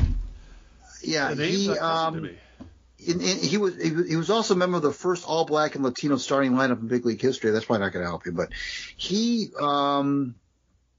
his initials are RS. RS are his initials. Oh, God. It's going to piss me off, too, when you give me the answer. I'm drawing a blank. Well, what's the answer? Rennie Stennett. Rennie Stennett. Yeah, I wouldn't have gotten it. Now that you say the name, I know exactly who you're talking about. But, no, I would not have thought. I would not have remembered Rennie Stennett. No. But, 7 hits, though. Only 2 men have ever done that. That's pretty cool. Well, who's the other guy? I don't know. You keep saying 2 men and you only know one? Let's see here. Oh, Wilbur Robinson, Uncle Wilbur Robinson, who ended up becoming our manager. He had 7 hits in a 9-inning game. And you mentioned Gutierrez for the Tigers. He did it in an extra inning game. It was 10 or 11 inning game where he went 7 or 7. And that was like 69 or something like that. 70. Right. Yeah, exactly. I didn't know Uncle Wilbur Robertson was a 7-hit guy. Okay, I learn something new every day. Oh well, I guess I'll have to go to the Goodwill for my 8 tracks. So anyway, all right, a couple more topics before we start wrapping things up. You wrote about this a couple weeks ago. Jeff Blashill, probably a dead coach walking at this point. Yeah, I hope so. The Red Wings, early February, the Red Wings were above 500 in points percentage.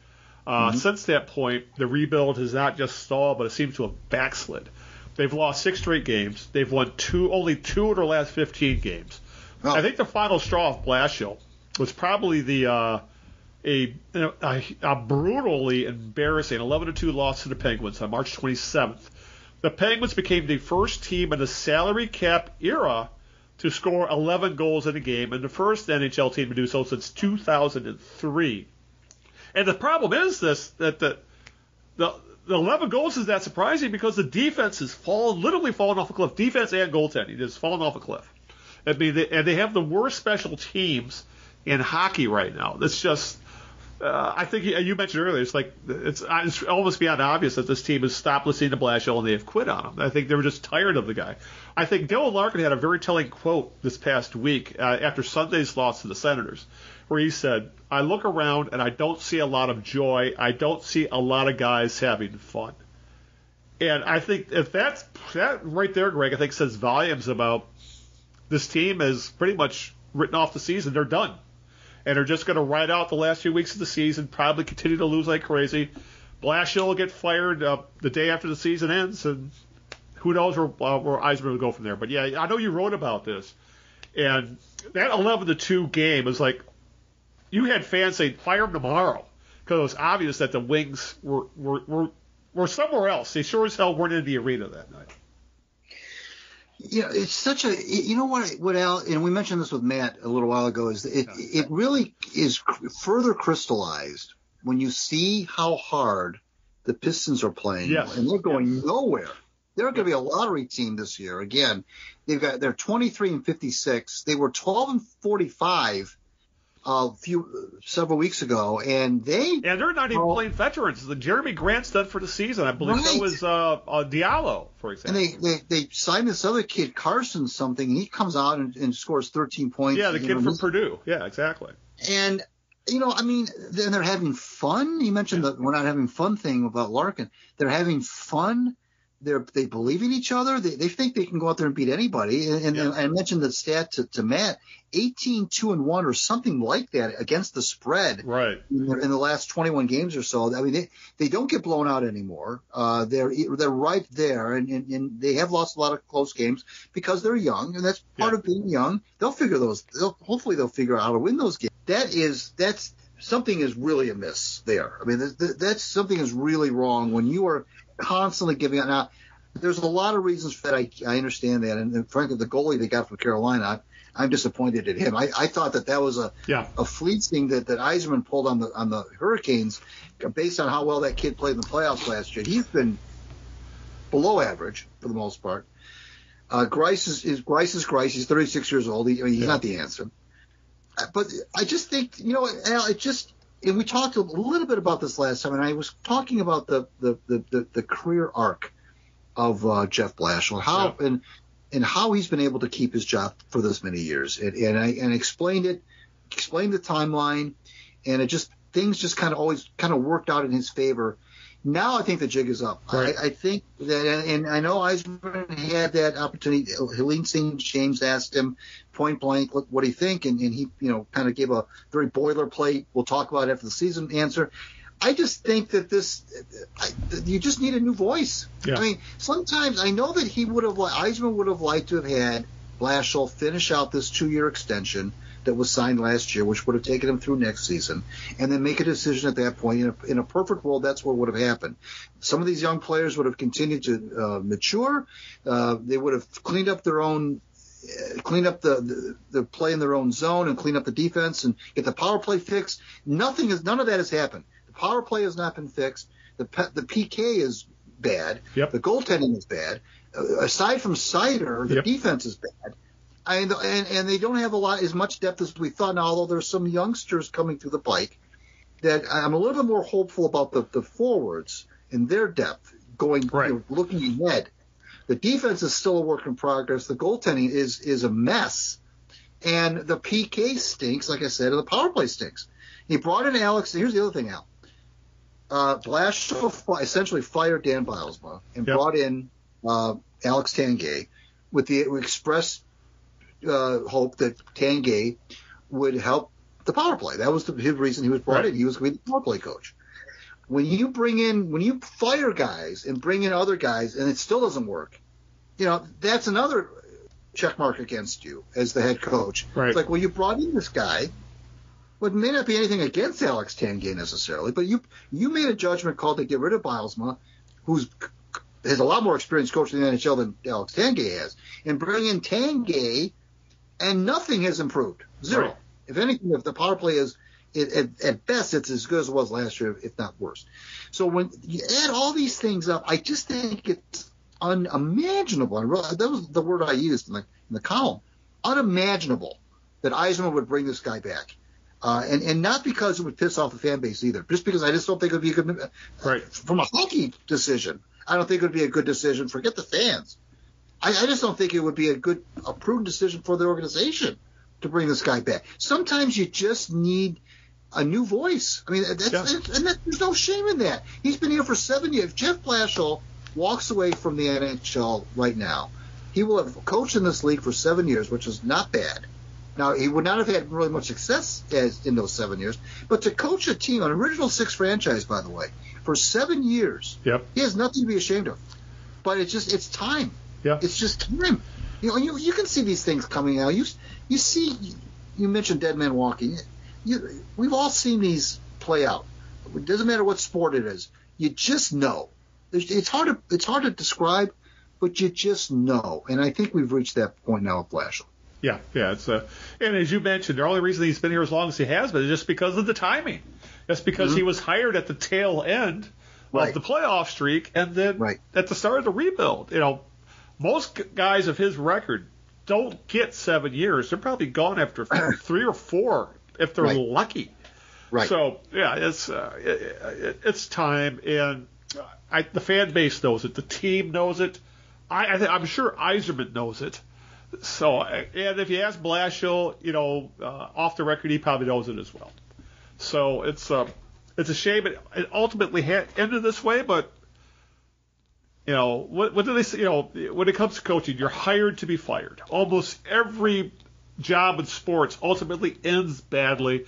This one's going to end badly, but as you said, Blashill doesn't have anything to be ashamed of. To be a NHL coach for 7 seasons, period, no matter the record, is an accomplishment. And he will land on his feet either as an assistant somewhere or running an AHL team again. And who knows if he'll get another shot? Well, it's entirely possible because he does have a good reputation because he has coached like in the World Juniors and things like that. He's coached in the World Championships as well. So the guy does have a good reputation. It's just time. As you said, it's time. Hell, you can tell of coaches who had great Hall of Fame careers, like Chuck Daly. You knew it was time. It happens with every coach, good, bad, or indifferent. Every coach, sooner or later, the team stops listening. The team is ready for a new voice, and the fan base as well. And we probably were at this point with Blashill probably a year or two ago. But due to as you said, due to the timing of the Wings rebuild, it really didn't make that much difference to keep him around. But now, because I believe that his contract is a team option, you can just cut ties with him for essentially a cheap buyout, and everybody moves on. Yzerman can hire his coach, and we'll see what happens next year. But it's time. It really is. All right. One more topic before we call it a night, Greg. We touched a little bit on with this with Matt Dery as well. Cade Cunningham has had a breakout couple of months. In the month of May, he averaged 36 minutes, 22.9 points, 7 assists on almost 6 boards, 5.9 boards for the entire month of March. He had games of 22, 12, and 5 against Toronto, 28, 10, and 6 against Atlanta. In a loss to the Nets, he had 34 points in 32 minutes, shooting 54%. I mean, these are elite numbers. And the thing is that this entire rookie class has been great. I mean, you can make an argument that in most years, any one of Cade Cunningham, Evan Mobley, Jalen Green, Scotty Barnes, or Franz Wagner would win Rookie of the Year. In any other year, any one of those guys would have a legit case. But this class is so loaded, it's probably coming down to Mobley and Cunningham, and it'll probably go to Mobley because he's on a winning team. But regardless of that, though, it's been a hell of an impressive rookie class, and for all the worry going into the draft if Cade Cunningham is going to be the guy to build around. Because remember the Dave Big quote where he said, I don't think he's the guy to build around?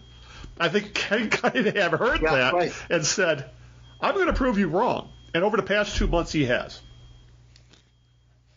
Well, yeah, I mean, by the way, Dave Bing has kind of he backtracked on that a little bit. Comments back a little bit, and he took a little bit of flack. Bing did about that, but that's okay. I mean,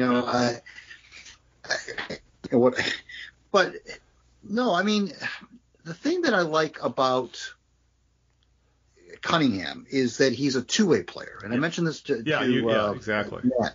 He's a good defender. I mean, he's a really good. He's like when your best players, Al, are also your best defenders. Yeah.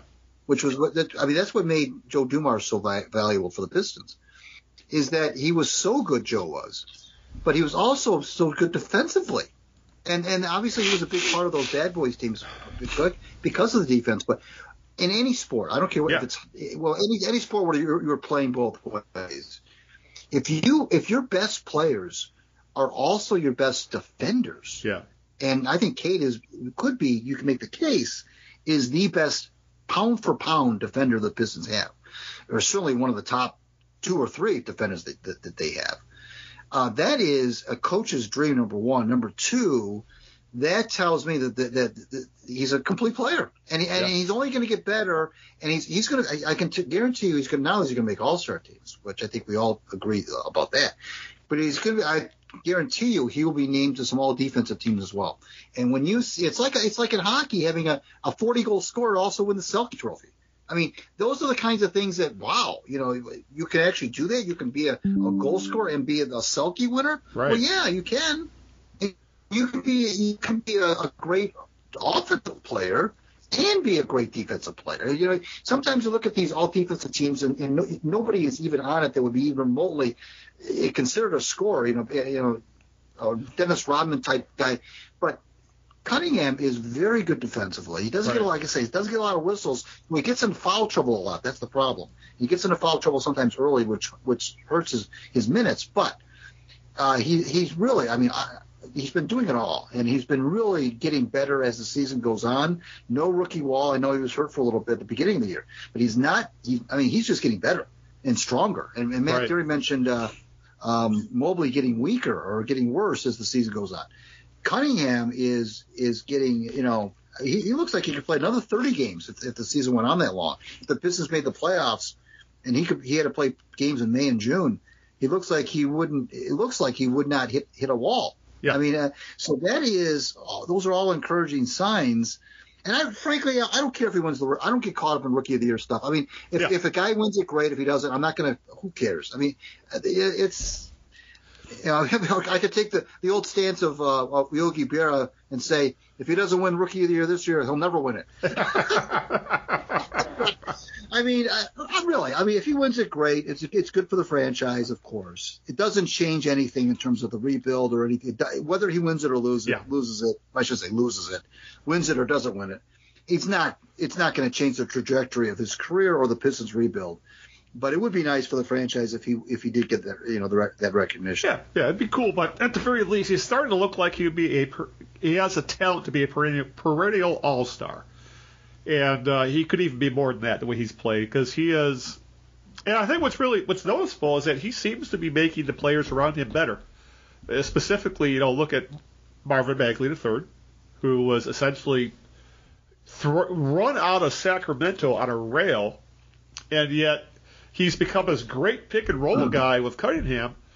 And Killian Hayes all of a sudden is looking like, when he's playing off the ball with he's between playing off the ball with Cunningham or coming off the bench. All of a sudden, the Pistons, after a year of people calling Killian Hayes a bust, all of a sudden he's starting to look like a legit NBA guard. So, and let alone you're seeing guys like Saddiq Bey step up because he's getting the ball. Saddiq Bey just had a 50-point game the other night. Saddiq Bey had a 50-point game. So yeah, it's. Obviously, I think we're not going to see much more this year. The Pistons are going back in the tank mode. They want to get that high pick one more time. But I think a couple years from now, we'll be talking about the Pistons the way we were talking about the Tigers tonight. They're on the right track. Another player or two. One more. high-level starter. If the Pistons can nail that guy down, I think we're talking a playoff team in 2 years. So, and they may even be, like as we talked about with Matt, they may be sniffing a play-in game next year, but we'll see. All right, with that, Greg, I think we're running out of time because we did get a late start today due to my technical hiccups, God forbid. But we need to hit the road here shortly. So, who is your jerk of the week? Well, I know this is low-hanging fruit, but it just seems to pop up intermittently. And once again, we've got the Tigers fan base. I don't mean the entire fan base as a whole, but there's a portion of the Tigers fan base that continues to bitch about the Miguel Cabrera contract. Yeah. And he's not the player he once was, and why don't they just release him? And I don't understand why folks can't wrap their heads around the fact that you are paid for past performances. Usually, that's right. Typically how it goes. And B, at the time that he signed that mega contract, he was the franchise. I mean, let's face it, he was the face of the franchise. He was the guy, and I didn't hear a whole lot of complaining or moaning when he signed that contract, by the way. I mean, that was when the team was still, winning divisions in the playoffs, and it made – I remember hearing a lot of people say, well, hold time out. What about 2020 and 2021? Nobody thought about that. Yeah. Nobody cared about that. Yeah. I mean, and if they didn't sign him, by the way, the franchise would have been branded as, well, wasn't a franchise guy go, shame on the Tigers and they're cheap and blah, blah, blah. Now those folks want every chance they get, even after this Austin Meadows thing. I saw some fans say, well, good, now maybe we can, now that we've got some depth, more added depth, maybe now we can finally cut Cabrera. And so I said, first of all, and then the other one that really gets me, the people say, why doesn't he just retire? Why doesn't he just walk away from all the money? And you walk away from $70 million, yeah. Like what, 13 hits? How many hits is he away from 3,000? Oh, I'm like 15, something like that. I mean, what? Come on now, really? And the Tigers are going to – first of all, he's not going to retire. Would you retire? Secondly, the Tigers aren't going to cut him. Like, come on. I mean, just deal with it. The guy got old. He's 39 – going to be 39 any day now, I think. He got old. Yeah. It happens. This notion of the Tigers shouldn't have signed him to give him all that money, and he's stealing money now. Look at the money he was paid before when they got him from Florida. Yeah, he was underpaid for. You can make the argument he was underpaid for years. You really could. So and the only reason I brought it up tonight is because it reared its head again in this Austin Meadows thing. People just can't be happy. They always got to, they can't be happy about anything. It's got to be. They got to turn it into an anti-Cabrera thing. I'm so over that. I could see it by the look in your face. Are there times that get frustrated with Cabrera? Yeah, but I think the biggest argument like I said earlier, that he was underpaid when he was putting together Triple Crown years and winning back-to-back MVPs. He was underpaid. So it all evens out. The Tigers could be able to have a 500 home run, 3,000 hit guy, retire as that, and like I said, that ship sailed a long time ago with the contract stuff. And the Tigers, it's not like his contract now is keeping the Tigers from doing anything. They're spending money again. Right. So, yeah. Exactly. Yeah. So I just, if they get league average production from him, great. That's all they need. That's all they want at this point. So, and he's capable of doing it as long as he stays healthy. All right, my jerk of the week. I think I'm going to go with the people who lost their minds when Jim Harbaugh named Colin Kaepernick honorary captain of Michigan's spring game. Right. And the reaction from a certain segment of our society was, well, it was about what you would expect. The type, well, I'm contacting Michigan and I'm turning in my season tickets, blah blah blah. Right. And and a lot of these people forgetting that it's, say what you will about his protest, which he had every right to do, and give me 100 Colin Kaepernicks over one Deshaun Watson, for example. But the fact that Harbaugh is really backed up that's what people tend to forget, though, is that, Harbaugh didn't completely agree with his protest. I think Harbaugh's admitted that. But Harbaugh also respected the fact that he had the right to do so, and Harbaugh also appreciates the fact that he quarterbacked one of his teams to a Super Bowl, and they've always had that bond, and Harbaugh has Kaepernick's back. And we saw that where Harbaugh allowed Kaepernick to do a workout for the scouts of halftime of the spring game. And who knows if that'll lead to anything? Probably not, because it's obvious at this point that the NFL has blackballed Kaepernick. All he's got to do is look at the Lions' backup quarterbacks. And I think Colin Kaepernick, who's been out of the league like 6 years or 7 years at this point, is better than David Blau. Enough said. Or for that matter, and Tim Green Bay, whatever the fuck his name is. Pardon my French.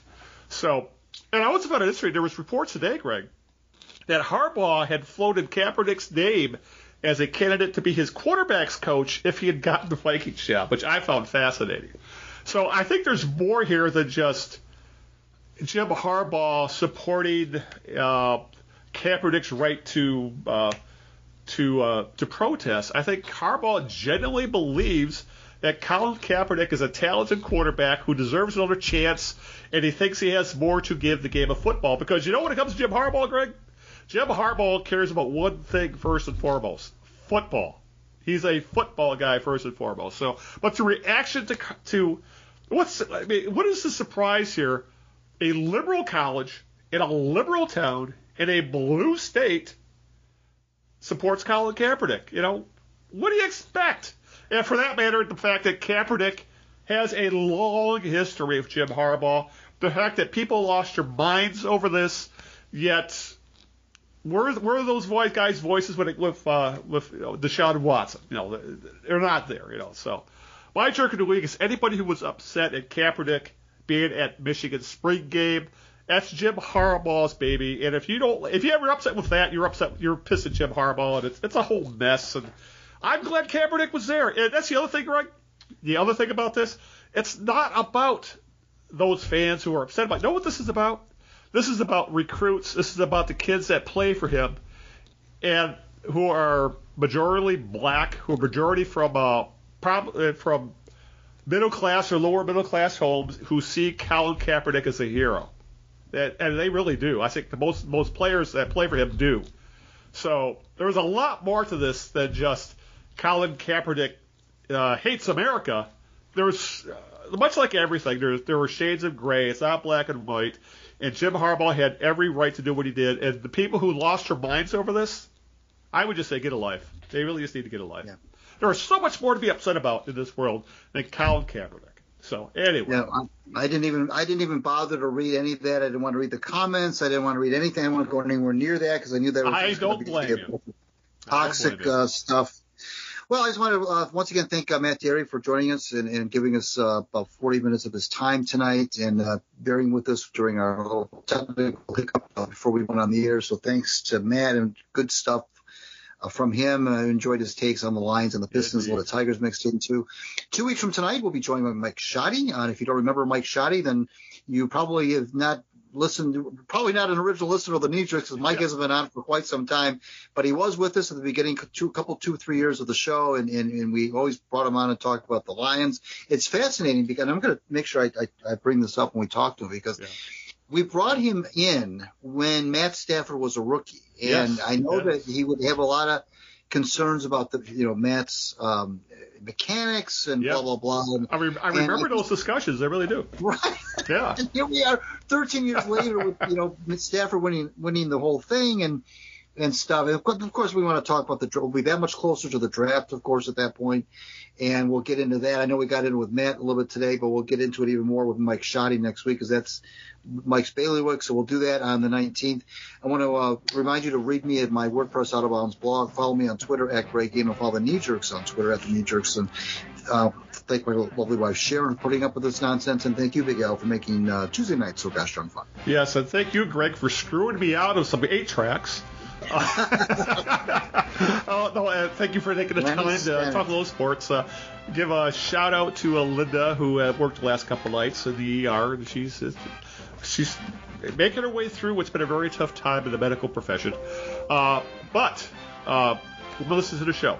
You can always find us on the usual places, the same places you can find the Locked On Lions podcast, such as Apple Podcasts, YouTube, Stitcher, iHeartRadio, Spotify, Google Play, Amazon Music, Deezer, Radio Public. You want to get the links to everything we talked about, especially like to social media. We'll have links to Matt's podcast, this social media.